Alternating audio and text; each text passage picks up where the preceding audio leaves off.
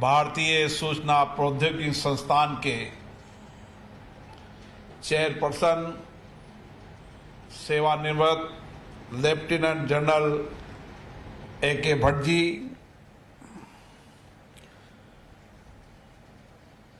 MNIT के director Shri N.P. पाड़ी जी, professor A.K. व्यास जी,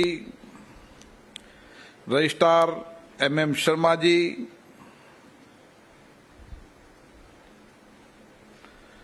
सभी बोर्ड के मेंबरगण, प्रोफेसर, विद्यार्थी साथियों, एक लंबे समय के इंतजार के बाद इस कोटा के कैंपस में यह पहला दीक्षांत समारोह हो रहा है। मुझे इसके पूर्व में जयपुर में भी दीक्षांत समारोह में जाने का अवसर मिला था, लेकिन मन में एक पीड़ा थी कि एक लंबे इंतजार के बाद हम कोटा की इस औद्योगिक शैक्षणिक नगरी में हमारा भी दीक्षांत समारोह होना चाहिए, जो आज सफलतापूर्वक हो चुका है।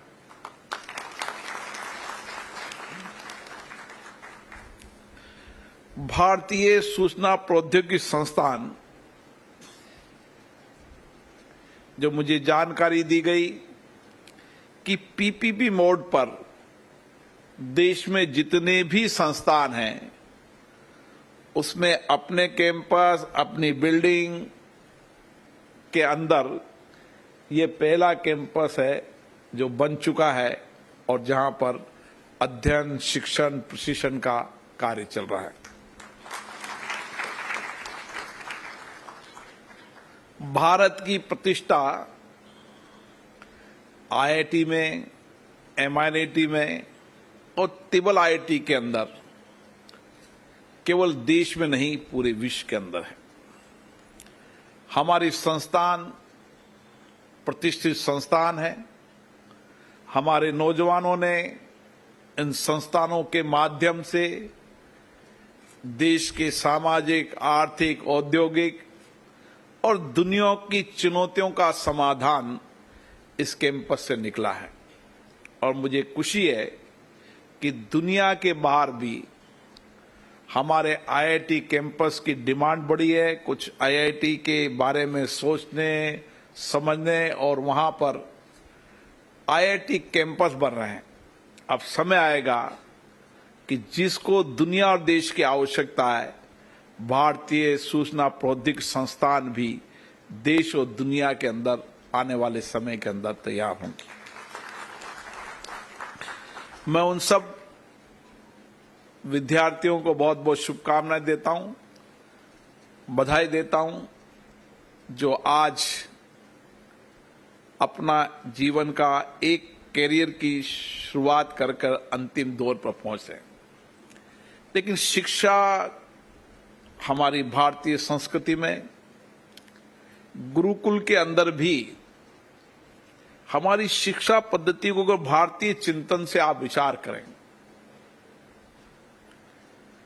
तो चाहे राजाओं के बेटे हो, चाहे समाज के अंतिम व्यक्ति के गरीब का बेटा हो, गुरुकुल के अंदर जब शिक्षण संस्थान के रूप में शिक्षा प्राप्त करता था और गुरु की शिक्षा प्राप्त होने के बाद वह गुरु के आशीर्वाद से उसने जो मार्गदर्शन दिया, शिक्षण दिया, प्रशिक्षण दिया, उसने जो ज्ञान दिया, उस सब के अनुभवों को लेकर समाज, देश, राष्ट्र सेवा के अंदर जाता है।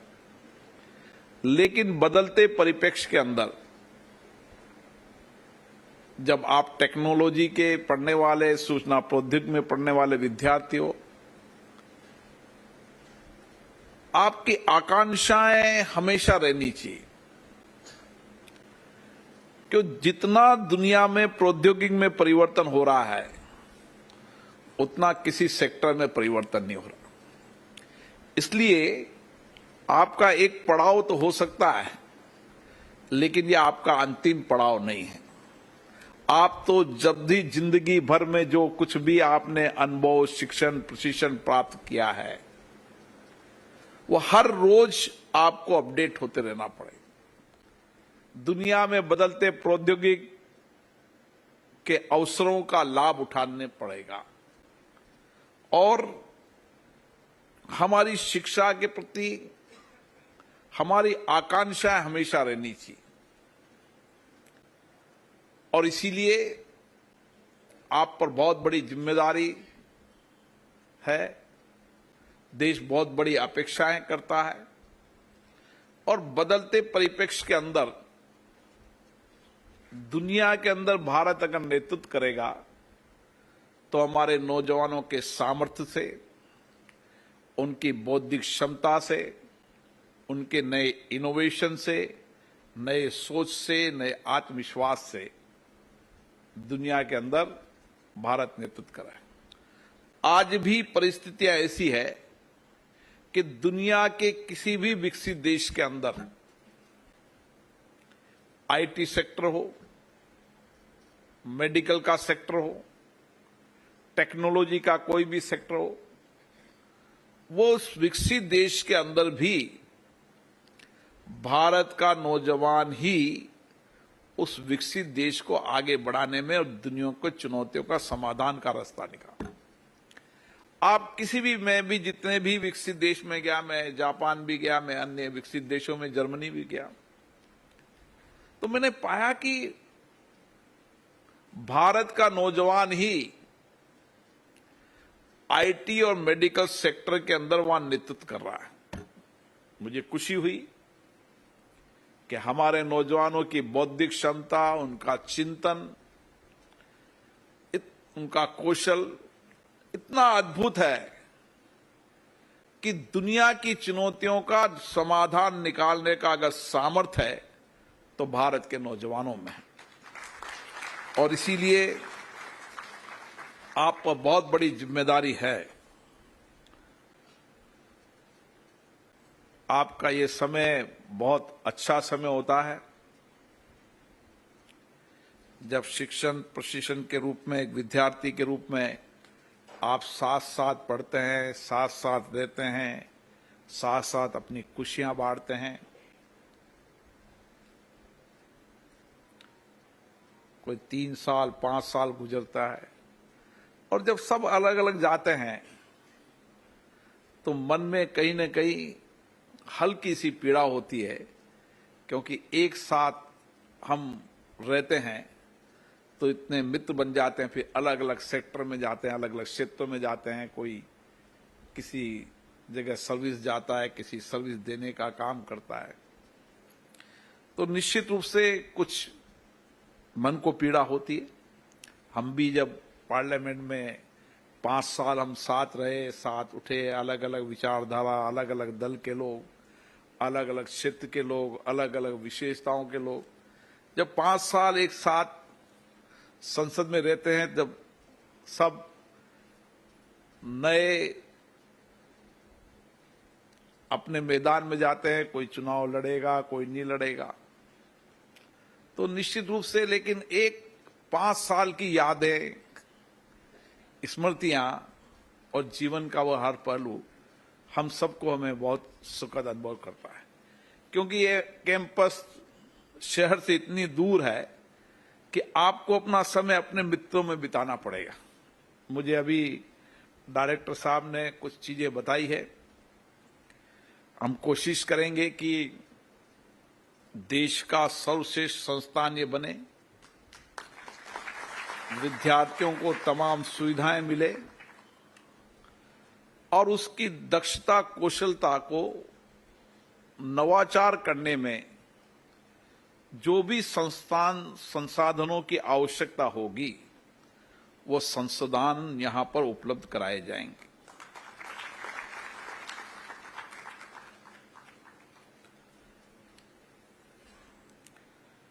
साथियों, ये समय भारत के लिए बहुत अनुकूल समय है।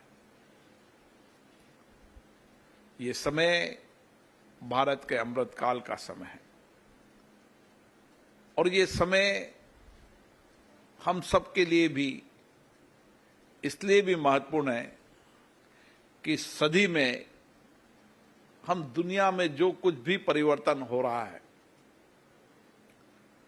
उसका नेतृत्व हम करें। इसलिए आप पर बहुत बड़ी जिम्मेदारी है। देश आपसे बहुत अपेक्षाएं करता है, आकांक्षा करता है और इस संस्थानों के माध्यम से ही हम बेहतर भविष्य की सपना सजोते हैं। और इसलिए मुझे आशा है कि मैं यहां पढ़ने वाला विद्यार्थी इस डिजिटल टेक्नोलॉजी के अंदर, इस सूचना प्रौद्योगिकी के जो आज का सबसे महत्वपूर्ण क्षेत्र है, उस क्षेत्र में बहुत बड़ा परिवर्तन करेगा। आज दुनिया के अंदर सबसे बड़ा सेक्टर आईटी और सॉफ्टवेयर का सेक्टर या आर्टिफिशियल इंटेलिजेंसी का या डेटा का, ये आज का सेक्टर सबसे बड़ा सेक्टर है और वैश्विक चुनौतियों का समाधान भी इससे निकलेगा। समाज जीवन के हर परिवर्तन और बदलाव में आज प्रौद्योगिकी का महत्वपूर्ण स्थान है। आप किसी भी सेक्टर में चले जाएं, हर सेक्टर के अंदर आप चाहे मेडिकल में चल जाएं, चाहे एग्रीकल्चर में चल जाएं या रोजमर्रा की जीवन की आवश्यकताओं में चले जाएं, हर सेक्टर के अंदर सबसे महत्वपूर्ण काम आपको मिला है। यह आप सबका सौभाग्य है कि आपको इतनी बड़ी जिम्मेदारी मिलने वाली है, जिस जिम्मेदारी से आप देश की भी और विश्व की चुनौतियों का समाधान कर पाएंगे। मैं आपको बधाई देता हूं, शुभकामनाएं देता हूं। जो यहां भी आप सीखोगे, समझोगे, अनुभव करोगे, उससे एक सशक्त भारत का निर्माण होगा। माननीय प्रधानमंत्री नरेंद्र मोदी जी हमेशा जब कहते हैं कि विकसित भारत के सपने, तो इस विकसित भारत के सपने को पूरा करेंगे आप नौजवान साथी। और हमें पूर्ण विश्वास है, भरोसा है, हमारे नेतृत्व के अंदर एक दूरदर्शी विचार है, दूरदर्शी सोच है, चिंतन है कि हम किस तरीके से इस बदलते भारत के अंदर हमारे नौजवानों का सबसे अधिक उनके सामर्थ्य का उपयोग करते हुए दुनिया के अंदर हर परिवर्तन के अंदर अगर कोई नया नवाचार होता है तो भारत का नौजवान करे। आज हमें खुशी है कि आप जैसे नौजवान जो कैंपस से निकले हैं, उन्होंने नए स्टार्टअप के माध्यम से बहुत बड़ी चुनौतियों का समाधान किया है। मुझे जब दिल्ली के अंदर मिलते हैं तो मैं देखता हूं कि कितना बड़ा परिवर्तन हमारा नौजवान कर रहा है। कोई सेक्टर चल जाए, हर सेक्टर के अंदर उस चुनौतियों का समाधान आज भारत का नौजवान निकल रहा है। ये भारत की सामर्थ्य है। कोई समय था जब हम विकसित देशों की टेक्नोलॉजी पर, उनके इनोवेशन पे, उनके रिसर्च पर निर्भर हुआ करते थे। एक समय अब आने लगा है कि दुनिया हमारे नौजवानों के सामर्थ्य पर निर्भर होगी और हर इनोवेशन, हर रिसर्च भारत का नौजवान करेगा। मैं सपने भी देख रहा हूं और नौजवानों से अपेक्षा भी कर रहा हूं। और इसलिए सूचना प्रौद्योगिकी और डिजिटल इस युग के अंदर जो कुछ भी परिवर्तन होगा, आपके सामर्थ्य से होगा, आपके प्रयासों से होगा। आज हम जो चुनौतियां हमारे सामने थी, हम सोच भी नहीं सकते कि इन चुनौतियों का समाधान करेंगे। चाहे सेमीकंडक्टर की चुनौती हो, चाहे हमारे पर्यावरण की चुनौती हो। दुनिया मानती थी कि इतने बड़े देश के अंदर हम कैसे पर्यावरण के अंदर अग्रिम नेतृत्व कर पाएंगे। आज ग्रीन एनर्जी हो, क्लीन एनर्जी हो, हम नेतृत्व कर रहे हैं। दुनिया के अंदर जब कभी वैश्विक चुनौती आई तो उस वैश्विक चुनौतियों के अंदर वैक्सीनेशन हमने डेवलप किया और दुनिया को बताया कि हमारा वैक्सीनेशन केवल प्रभावी नहीं है, उसकी विशेषता दुनिया ने मानी।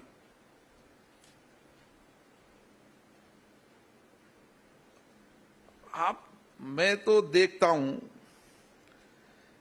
कि इतने बड़े देश के अंदर हमने टेक्नोलॉजी के कारण ही सरकारों में पारदर्शिता लाई, सिस्टम में ईमानदारी का प्रयास किया। हमने हर सेक्टर में, चाहे डिजी लॉकर हो, यूपीआई हो, हर सेक्टर के अंदर हमने एक परिवर्तन किया है। अब कोई जमाना था, हम भी नहीं सोच सकते, जब माननीय प्रधानमंत्री जी कहते थे कि एक समय आएगा जब डिजिटल पेमेंट के सिस्टम बनेगा। आप चले जाओ आज चाय वाले के यहां,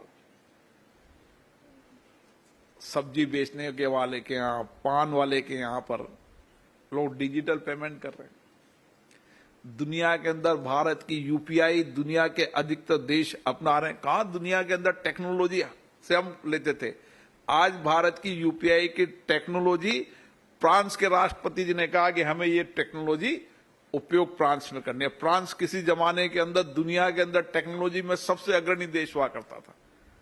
हम जितने भी डिफेंस के अंदर 90% डिफेंस के इंपोर्ट करते थे, आज हम भी निर्माण कर रहे हैं और एक्सपोर्ट भी कर रहे हैं। ये ताकत हमारी बड़ी, कोई सेक्टर नहीं,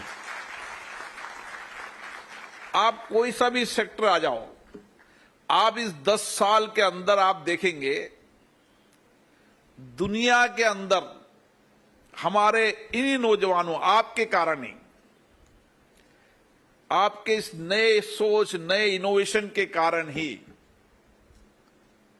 मेड इन इंडिया भारत का सबसे बड़ा मार्का होगा। हर सेक्टर के अंदर, स्पेस में ले लो, अंतरिक्ष में ले लो, विज्ञान में ले लो, टेक्नोलॉजी ले लो, जमीन में एग्रीकल्चर में ले लो, फार्मा में ले लो, मेडिकल अलग अन्य सेक्टर में ले लो। मैं जब अफ्रीका देशों के स्पीकर्स कॉन्फ्रेंस में गया तो वहां के लोगों ने कहा कि सबसे अच्छी दवाइयां, गुणवत्ता वाली दवाइयां और सस्ती दवाइयां भारत की है। मैं विकसित देशों में जब गया तो उन्होंने कहा कि हमारे लोग इलाज के लिए यहां भी इंडिया के डॉक्टर से कराते हैं और इलाज कराने भारत में भी आते हैं। मैं जापान में गया तो वहां जापान में एक कॉलोनी है जिसमें आईटी का विद्यार्थी है, और जिस तरीके से वहां विस्तार होता जा रहा, आप किसी भी चले जाएं, आईटी सेक्टर के अंदर भारत का नौजवान ही मिलेगा दुनिया के किसी भी देश के अंदर। भारत की संस्कृति योग दुनिया के अंदर, भारत की योग संस्कृति दुनिया के अधिकतम देशों के अंदर। सोच सकता था कि हमारी योग संस्कृति कितनी पुरानी है। आज जर्मनी में मैं गया तो जर्मनी में उन्होंने कहा कि यहां पर सबसे ज्यादा कमी है तो योगा टीचर की कमी है। मैं जापान में गया, वियतनाम में गया, मतलब आप देखो कि हम योग, आयुर्वेद, जो हमारी पद्धतियां थी, उन पद्धतियों को दुनिया में कैसे पहुंचाया। ये प्रधानमंत्री जैसे नेतृत्व क्षमता का प्रभाव है। आज दुनिया के जितने भी बड़े देश हैं, उन बड़े देशों के अंदर एक समय था कि हम भी स्पीकर हैं दुनिया के। जब G20 हुआ, उसके पहले G20 हमारा G20 देश का होता, P20 हमारा होता। G20 के अंदर राष्ट्र के राष्ट्राध्यक्ष आते, P20 में स्पीकर आते। इसके पहले जो G20 हुआ था उसमें बहुत प्रयास किया, एजेंडे पे सहमति नहीं बन पाई। P20 हमारा भी था, हमने भी कोशिश की, वहां सहमति नहीं बन पाई। भारत ने अपनी संस्कृति से वसुदेव कुटुंबकम नया नारा दिया, एक पृथ्वी, एक परिवार, एक भविष्य। उस एजेंडे पे सहमति बनी और उस एजेंडे को एग्जीक्यूशन करने के लिए लगातार हर मीटिंग के अंदर उस एजेंडे को लेकर उसके एग्जीक्यूशन पर चर्चा और नए बदलाव के लिए दुनिया आगे बढ़ रही है। अब इतने बड़े विकसित देशों के अंदर जब कभी दुनिया के अंदर, टेक्नोलॉजी के अंदर, डिफेंस के अंदर, हर सेक्टर के अंदर हम सोचते थे कि दुनिया के ही कैंपस हैं, यही कुछ करेंगे, ऐसा विचार आता था। किसी तो मेड इन जापान, जर्मनी का आइटम की चर्चा करते थे। आज समय बदल गया है। G20 के अंदर भी भारत के एजेंडा लागू हुआ और P20 के अंदर भी भारत के एजेंडे को लागू किया। और जो प्रधानमंत्री जी ने नारा दिया था, पर्यावरण के लिए जीवन शैली, उस पर डिबेट हुई और जितने संसद सदस्य के स्पीकर आए थे, सबने अपने संसदों ने इस एजेंडे पे डिबेट की। क्लीन एनर्जी पे डिबेट की, ग्रीन एनर्जी पे डिबेट की। यह भारत की ताकत है। और दुनिया के अंदर इसीलिए समय आ गया है, आप सब लोगों पे बहुत बड़ी जिम्मेदारियां हैं। एक नए समय के लिए आप जा रहे हैं। मुझे आशा है कि आप इस नए प्रयास में हमारी कड़ी मेहनत, जैसे हमारे चेयरपर्सन साहब ने कहा कि कठिन परिश्रम जीवन के अंदर हमेशा होना चाहिए, आत्मविश्वास अति होना चाहिए और ये मानना चाहिए कि मुझसे ज्यादा कोई परिवर्तन नहीं कर सकता, मेरे से ज्यादा कोई इनोवेशन नहीं कर सकता, मेरे में ही क्षमता है, मैं ही दुनिया की चुनौतियों का समाधान कर सकता हूं।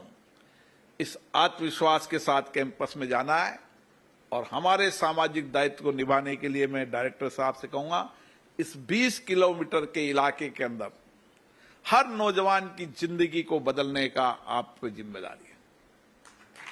इस इलाके में बहुत गरीब लोग रहते हैं, भील जाति के लोग रहते हैं। हम हमारे सामाजिक कंट्रीब्यूशन भी करें, इस 20 गांव को गोद लें और इस 20 गांव से निकला हुआ हर नौजवान देश और दुनिया में नेतृत्व करे, वो क्षमता उसमें पैदा करें। यह हमारा सामाजिक कंट्रीब्यूशन भी होना चाहिए। आपको बहुत अच्छा लगेगा जब आप इन नौजवानों को पढ़ाएंगे, दक्षता करेंगे, उसके मन में जिज्ञासा पैदा करेंगे, उसके मन में, विचार में, काम में महत्वाकांक्षाएं आएगी कि मैं भी दुनिया के अंदर पढ़ सकता हूं। हम जितने भी महापुरुषों की, जितने भी लोगों की कहानियां पढ़ते हैं, हर व्यक्ति का जीवन संघर्ष से निकला है, कठिन परिश्रम में से निकला है। जितना भी बड़ा व्यक्ति है, उस बड़ा व्यक्ति ने कठिन परिश्रम और आत्मविश्वास से काम किया है। ये भारत के लोकतंत्र की ताकत है और इसीलिए कहते हैं कि भारत का लोकतंत्र सशक्त मजबूत है। हम दुनिया के अंदर एक छोटे से छोटा गरीब व्यक्ति भी देश और प्रदेश का नेतृत्व कर सकता है। ये भारत का लोकतंत्र है।